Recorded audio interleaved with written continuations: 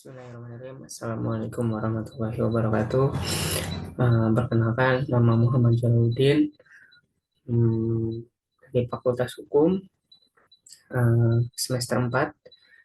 Di sini saya akan mempresentasikan tentang pengadilan hak asasi manusia di Indonesia untuk memenuhi tugas akhir atau UAS di semester 4.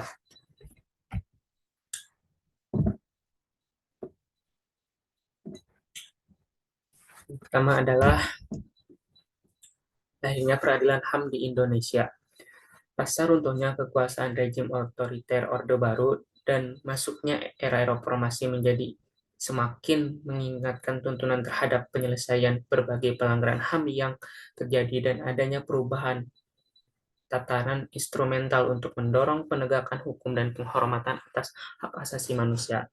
Salah satu instrumen penting yang lahir dalam masa reformasi ini adalah kemunculannya mekanisme penyelesaian kasus pelanggaran hak asasi manusia melalui pengadilan hak asasi manusia.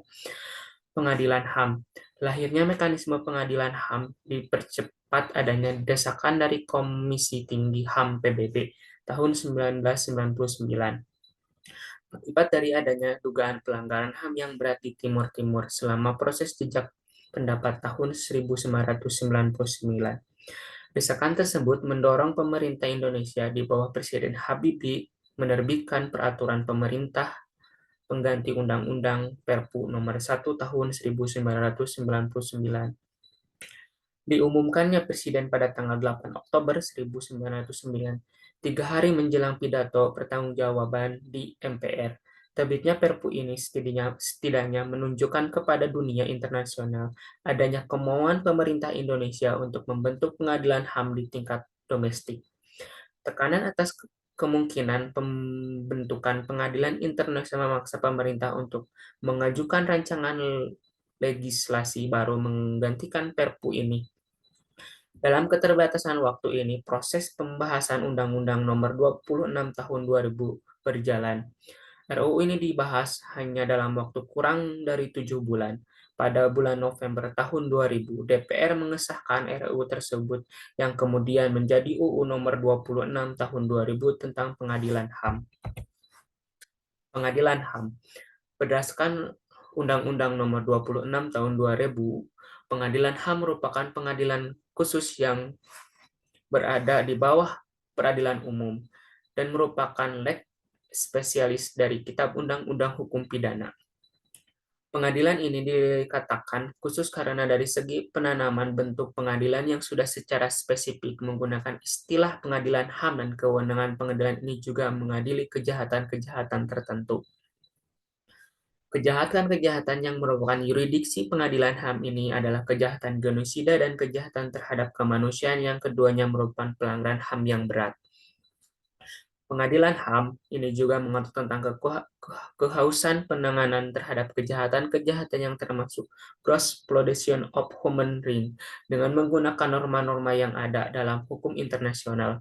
Norma-norma yang diadopsi itu diantaranya adalah mengenai prinsip tanggung jawab individu, individual criminal responsibility, yang dilaborasi dalam ketentuan dalam Undang-Undang Nomor 26 Tahun 2000 dalam pasal 1 ayat 4 tentang jawab individual ini ditegaskan bahwa tanggung jawab dikenakan terhadap semua orang namun tidak dapat dikenakan kepada pelaku yang berusia di bawah 18 tahun.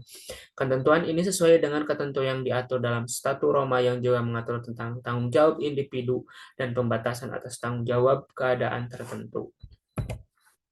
Pengadilan HAM setelah disahkannya Undang-Undang Nomor 26 Tahun 2000.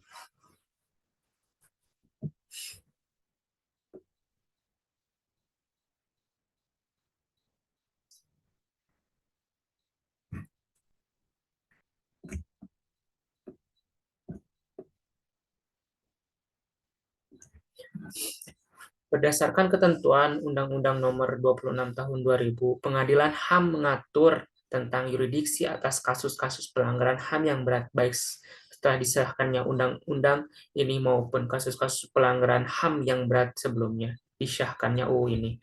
Prosedur pembentukan pengadilan ini mempunyai perbedaan yang cukup mendasar dalam penegakan kasus-kasus pelanggaran HAM yang berada setelah disahkannya undang-undang ini, tanpa melalui rekomendasi dan keputusan Presiden sebagaimana dalam pembentukan pengadilan HAM ad hoc.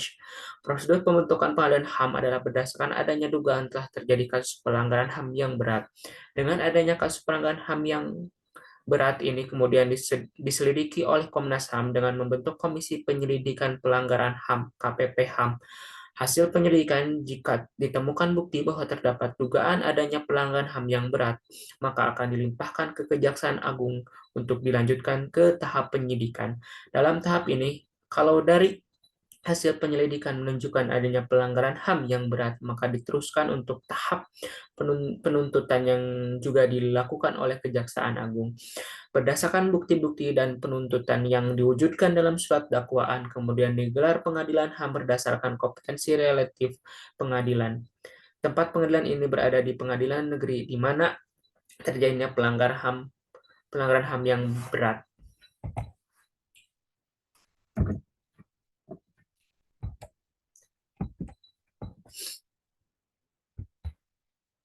Pengadilan HAM ad hoc adanya UU nomor 26 tahun 2000.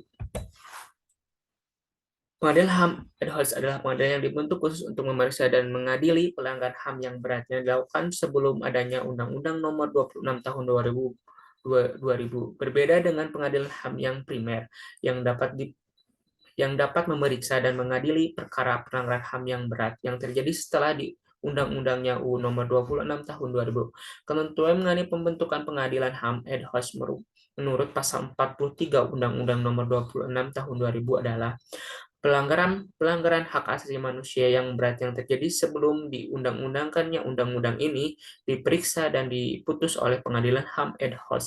Pengadilan HAM ad hoc sebagaimana dimaksud dalam ayat 1 dibentuk atas usulan Dewan Perwakilan Rakyat Republik Indonesia berdasarkan peristiwa tertentu dengan keputusan Presiden. Pengadilan HAM ad hoc sebagaimana dimaksud dalam ayat 1 berada di lingkungan peradilan umum. Penjelasan pasal 43 ayat 2 menyatakan dalam hal Dewan Perwakilan Rakyat Republik Indonesia mengusulkan dibentuknya pengadilan HAM ad hoc Dewan Perwakilan Rakyat Republik Indonesia mendasarkan pada dugaan telah terjadinya pelanggaran hak asasi manusia yang berat yang dibatasi pada laws and the terms delicious tertentu yang terjadi sebelum diundang-undangkannya di undang-undang ini pasal 44 UU nomor 26 tahun 2000 menentukan tentang prosedur hukumnya. Pemeriksaan pengadilan HAM ad hoc dan upaya hukumnya dilakukan sesuai dengan ketentuan dalam undang-undang ini. Asas retroaktif. Adanya pengadilan HAM ad hoc ini munculnya persoalan itu tentang asas relatif dalam HAM umum nomor 26 tahun 2000 yang dianggap sebagai pelanggaran atas asas legalitas dan hukum pidana. Dari penjelasan umum dapat disampaikan bahwa kejahatan genosida dan kejahatan terhadap kemanusiaan adalah kejahatan atau delik baru dalam hukum Indonesia, sehingga setiap penerapan atas delik ini untuk kasus-kasus masa lalu dianggap sebagai berlakunya asas retroaktif. Asas retroaktif ini adalah diakui atau diterima oleh majelis hakim sebagai sebuah asas yang bisa diterapkan. Argumen majelis hakim dalam menentukan berlakunya asas retroaktif adalah apabila tinjauan lebih jauh lagi UU nomor 26 tahun 2000 dalam bentuk atau format sejalan dengan penyimpangan atas asas non-retroaktif berdasarkan pada Presiden proses peradilan Nuremberg tahun 1946 yang mengawali pengecualian atas asas legalitas. Sementara substansi atau norma hukum yang diterapkan terutama yang berkaitan dengan kejahatan genosida dan kejahatan terhadap kemanusiaan. Kejahatan terhadap kemanusiaan telah diakui sebagai kejahatan yang mengguncang nurani umat manusia, sehingga penghukuman terhadap pelaku mutlak diperlukan tanpa dibatasi waktu maka praktek internasional telah menghapuskan batas daluarsa pemeriksaan sebagaimana disebutkan dalam penjelasan Undang-Undang Nomor 26 Tahun 2000 menyatakan bahwa pelanggaran HAM yang berat merupakan extraordinary crime dan terdapat secara luas. Dengan ungkapan lain, asas relatif dapat diperlakukan dalam rangka melindungi HAM itu sendiri berdasarkan pasal 28J ayat 2 Undang-Undang Dasar 1945. proses pembentukan. Ketentuan pasal 43 U nomor 26 tahun 2000 tidak mengatur secara jelas mengenai alur atau aturan bagaimana sebetulnya proses perjalanan pembentukan pengadilan HAM ad hoc setelah adanya penyelidikan dari Komnas HAM tentang adanya dugaan terjadinya pelanggaran HAM yang berat. Pelanggaran dalam pengadilan HAM ad hoc untuk harus mengalami HAM berat menunjukkan bahwa mekanisme yang ada Komnas HAM melakukan penyelidikan lalu hasilnya diserahkan ke Kejaksaan Agung yang kemudian Kejaksaan Agung melakukan penyidikan hasil penyidikan diserahkan ke Presiden. Presiden mengirimkan surat ke DPR lalu DPR mengeluarkan rekomendasi Presiden selanjutnya mengeluarkan keputusan Presiden tentang pembentukan pengadilan HAM ad hoc ketentuan tentang adanya beberapa tahapan untuk membentuk pengadilan HAM ad hoc terhadap kasus pelanggaran HAM yang berat. Berbeda dengan pengadilan HAM biasa, yang merupakan syarat adanya pengadilan HAM ad hoc itu adanya dugaan pelanggaran HAM yang berat atas hasil penyelidikan kasus masa lalu oleh Komnas HAM, adanya hasil penyelidikan dari Kejaksaan Agung, adanya rekomendasi DPR kepada pemerintah untuk mengusulkan pengadilan HAM ad hoc dengan tempos dan luxus delisius tertentu, adanya keputusan Presiden Kapres untuk berdirinya pengadilan HAM ad hoc. Skema alur pengadilan HAM ad hoc seperti ini.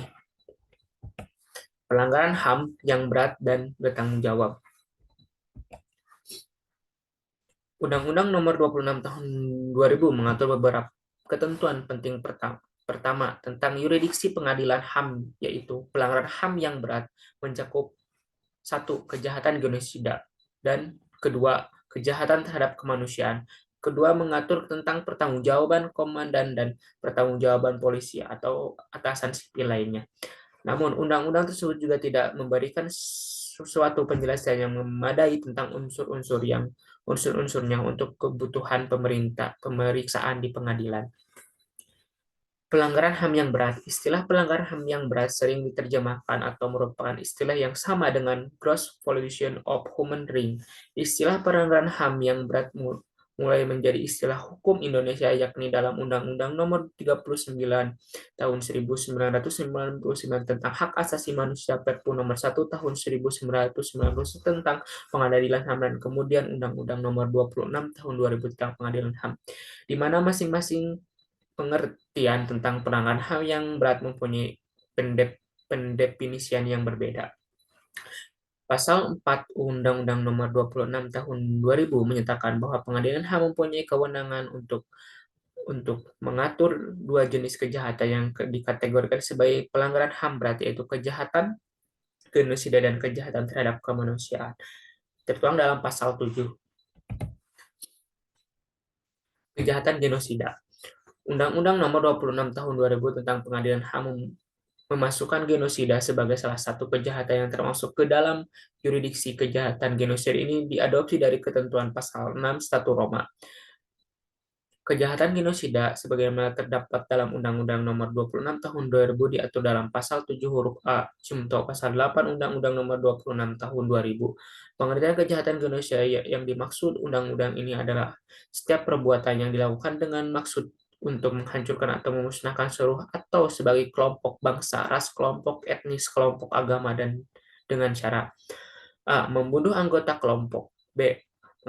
Mengakibatkan penderitaan fisik atau mental yang berat terhadap anggota kelompok, C. Menciptakan kondisi kehidupan kelompok yang akan mengakibatkan kemusnahan secara fisik baik seluruh ataupun sebagian, D. Memaksa tindakan-tindakan yang bertujuan mencegah kelahiran di dalam kelompok, atau memindahkan secara paksa anak-anak dan kelompok tertentu ke kelompok lain. Kejahatan terhadap kemanusiaan.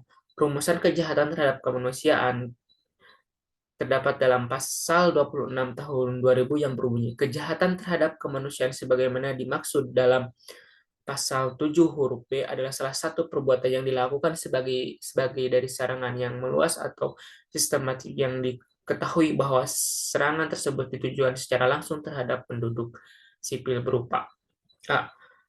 Pembunuhan, pemusnahan, perbudakan, pengusiran, atau pemindahan penduduk secara paksa. B.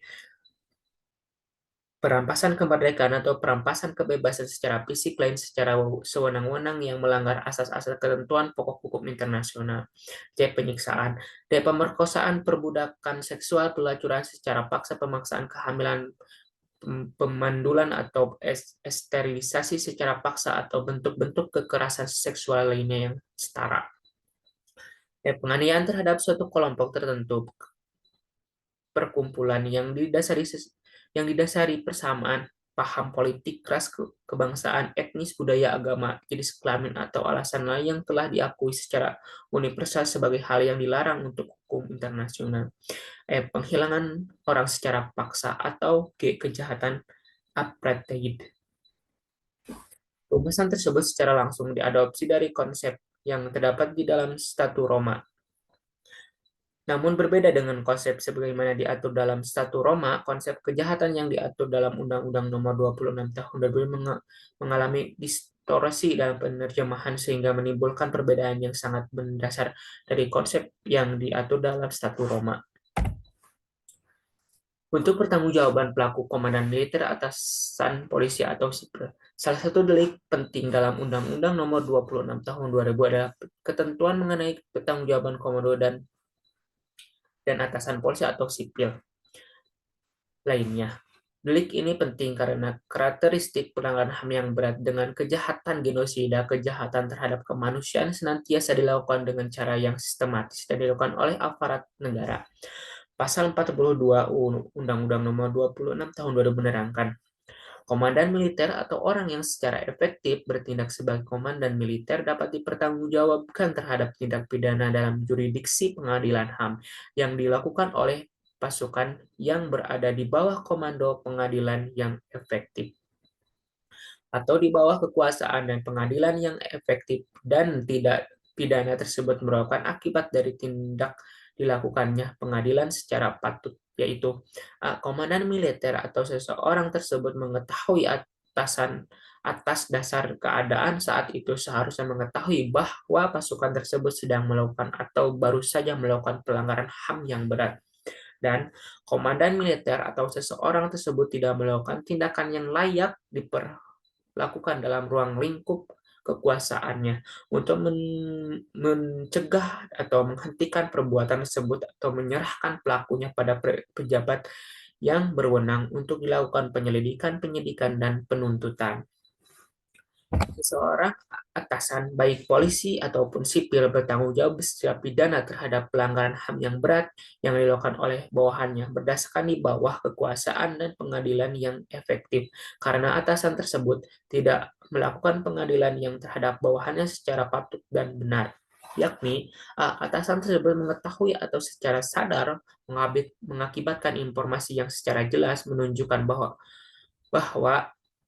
bahwa bawahannya sedang melakukan atau baru saja melakukan pelanggaran HAM yang berat. B. Atasan tersebut tidak mengambil tindakan yang layak dan diperlakukan dalam ruang lingkup kewenangan untuk mencegah dan menghentikan perbuatan tersebut atau menyerahkan perlakuannya pada pejabat yang berwenang untuk dilakukan penyelidikan, penyidikan, dan penuntutan. Hukum acara pengadilan HAM. Pelanggaran HAM yang berat adalah kejahatan yang sifatnya ekstradisi kriminal yang kejahatan internasional musuh umat manusia dengan perbedaan jenis kejahatan dan akibat yang ditimbulkan dari kejahatan ini tidak mungkin memperlakukan pelanggaran HAM yang berat dengan upaya dan melakukan sebuah pengadilan yang sifatnya khusus dengan hukum acara yang bersifat khusus pula. Undang-Undang Nomor 26 Tahun 2000 di samping pengaturan tentang delik kejahatan yang termasuk pelanggaran HAM yang berat, juga mengatur tentang kekuasaan dari proses pelanggaran HAM. Kekhususan mengenai proses pelanggaran HAM ad hoc meliputi proses secara yang khusus bila dikaitkan dengan proses peradilan pidana yang berdasarkan Kitab Undang-Undang Hukum Acara Pidana dalam proses pemeriksaan di pengadilan. Sifat ad hoc dan khusus ini ditunjukkan dengan adalah hakim ad hoc yang diangkat dalam jangka waktu 5 tahun untuk mengadili perkara pelanggaran HAM yang berat. Sifat khusus lainnya adalah mengenai jangka waktu yang ditetapkan secara terbatas dalam Undang-Undang Nomor 26 Tahun 2000 dalam setiap tahapan proses peradilan. Jangka waktu ini ditujukan untuk membuat setiap tahapan proses peradilan berjalan dengan efisien.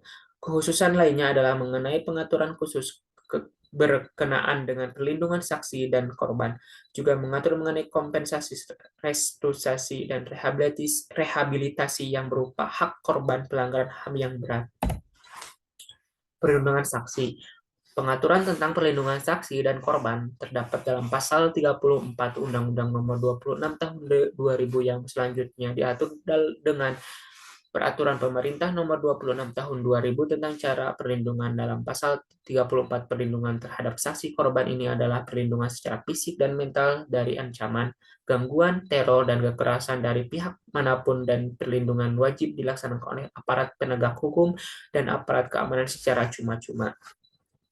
Dalam peraturan pemerintah disebutkan bahwa perlindungan terhadap saksi dan korban ini dapat dilakukan terhadap perlindungan ancaman fisik dan mental, perhiasan identitas saksi dan korban, dan perlindungan selama proses pemeriksaan dengan dapat diperiksa tanpa hadirnya terdakwa. Mekanisme untuk adanya perlindungan ini dapat dilakukan secara langsung oleh aparat keamanan dan melalui permohonan dari saksi dan korban dalam setiap tahapan pemeriksaan yang kemudian dilanjutkan dengan kepada pihak yang berwenang. Perlindungan ini meliputi perlindungan dalam tahap penyidikan, dan penuntutan. Pasal 35 Undang-Undang Nomor 26 Tahun mengatur tentang hak bagi korban dan ahli waris. Pelanggaran HAM yang berat yaitu hak atas kompensasi, restitusi, dan rehabilitasi. Kompensasi, restitusi, dan rehabilitasi ini dicantumkan dalam amanat putusan selanjutnya. Ketentuan penggantian kompensasi, restitusi, dan rehabilitasi ini diatur dalam Peraturan Pemerintah Nomor 3 Tahun 2002. Pasal 35 ya, setiap korban pelanggaran hak asasi manusia yang berat atau ahli waris dapat memperoleh kompensasi, restitusi, dan rehabilitasi. Pasal 1 Peraturan Pemerintah Nomor 3 Tahun 2000 menjelaskan tentang maksud kompensasi, restitusi, dan rehabilitasi. Kompensasi adalah ganti rugi yang diberikan oleh negara karena pelaku tidak mampu memberikan ganti rugi sepenuhnya yang menjadi tanggung jawabnya. Restitusi adalah ganti rugi yang diberikan kepada korban atau keluarganya oleh pelaku atau pihak ketiga, dapat berupa pengembalian harta milik, pembayaran ganti rugi untuk kehilangan atau penderitaan, atau penggantian biaya untuk tindak tertentu. Rehabilitasi ada pemulihan pada kedudukan semula, misalnya kehormatan, nama baik, jabatan, atau hak-hak lain. Penghukuman. Ketentuan pemidanaan diatur dalam bab 7 dari pasal 36 sampai dengan pasal 42 Undang-Undang Nomor 26 Tahun 2000. Ketentuan pidana dalam Undang-Undang Nomor 26 Tahun 2000 ini menggunakan ketentuan pidana minimal yang dianggap sebagai tentuan yang sangat progresif untuk menjamin bahwa pelaku pelanggaran HAM yang berat ini tidak akan mendapatkan hukuman yang ringan. Pasal 36 mengatur tentang ketentuan pidana untuk kejahatan genosida, yakni dengan ancaman hukuman mati atau pidana penjara seumur hidup, atau pidana penjara paling lama 25 tahun, dan pidana paling singkat 10 tahun. Ketentuan pidana ini sama dengan kejahatan yang diatur dalam pasal 9 tentang kejahatan terhadap kemanusiaan, huruf A, pembunuhan, B, permusnahan, D, pengusiran atau pemindahan penduduk secara paksa, atau J, kejahatan partahid. Lanjutan. Bentuk kejahatan terhadap kemanusiaan lainnya yaitu perbudakan, diancam dengan pidana selama-lamanya 15 tahun dan paling singkat 5 tahun. Pasal 38 demikian pula dengan kejahatan kemanusiaan yang berupa dengan kejahatan terhadap kemanusiaan yang berupa penyiksaan, diancam hukuman paling lama 15 tahun dan paling rendah 5 tahun. Pasal 39 kejahatan terhadap kemanusiaan yang berupa pemerkosaan, perbudakan seksual, pelacuran paksa, pemaksaan kehamilan, kemandolan atau sterilisasi secara paksa, atau bentuk-bentuk kekerasan seksual lainnya yang setara diancam pidana selama 20 tahun dan serendah-rendahnya selama 10 tahun. Pasal 40. Pasal 41 mengatur khusus mengenai pihak-pihak yang melakukan pelanggaran HAM berat berupa percobaan dan ikut serta berupa pemufakatan kejahatan atau pembantuan terhadap terlaksananya pelanggaran HAM berat. Ancaman hukuman dipersamakan dengan ketentuan pasal 36, 37, 38, 39, dan 40. Ketentuan ini mengindikasikan bahwa apapun peranan pelaku, baik karena percobaan pelanggaran HAM berat, ikut serta terlaksanya pelanggaran HAM berat, tidak ada pengaturan pengecualian terhadap mereka karena ancamannya dipersamakan. Terima kasih. Mungkin cukup itu presentasi saya untuk memenuhi tugas akhir di semester 4. Terima kasih. Assalamualaikum warahmatullahi wabarakatuh.